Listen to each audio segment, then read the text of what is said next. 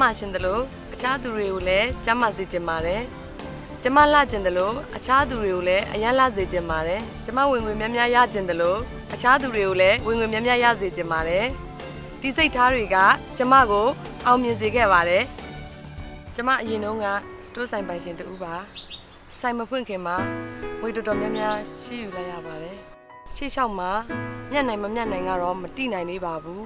ဒါကြောင့်မို့လို့ကျမဟာနေ့တိုင်းစိတ်ပစ္စည်းပူပန်ခဲ့ရပါတယ်ကျမရဲ့အထက်လိုင်းဦးစော်ခိုင်ဦးကိုကျေးဇူးတင်ပါတယ်ဘာဖြစ်လို့လဲဆိုတော့သူကကျမကိုဗီဒီယိုကိုခေါ်ဆောင်လာခဲ့လို့ပါ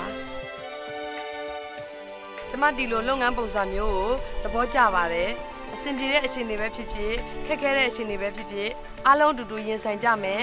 ကျမတို့ကိုယ်ပိုင်ပြည်စုံလှပတဲ့ကမ္ဘာအသစ်ကိုအတူတူဖန်တီးတည်ဆောက်ကြရအောင်တန်တမိုးက BWL ကိုကိုယ်အိမ်လိုခံယူထားပြီး BWL လုပ်ငန်းကိုစိတ်ရောကိုယ်ပါနှိမ့်မြုပ်ထားပြီးတော့ဘယ်လိုအခက်ခဲပဲကြုံ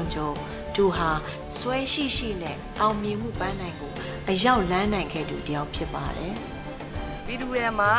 လူတယောက်ရဲ့တဘဝလုံးအတွက်အရေးကြီးဆုံးကကျန်းမာရေးဖြစ်ပြီးကိုယ်ပိုင်လုပ်ငန်းပိုင်ဆိုင်ခြင်းကအကြီးမားဆုံးစိတ်ချမ်းမြေ့မှုဖြစ်တယ်ဆိုတာကိုနားလည်ခဲ့ပါတယ်။ပိုကောင်းတဲ့အချက်ကတော့ဒီလိုလုပ်ငန်းတစ်ခုဟာအခြားသူတွေကိုလည်းမျှဝေလို့ရပြီးကိုယ်နဲ့ကိုယ်ပတ်ဝန်းကျင်ကလူတွေကိုကျန်းမာမှုလှပမှုချမ်းသာမှုနဲ့လှပတဲ့ဘဝတွေကိုပိုင်ဆိုင်စေနိုင်တာပါပဲ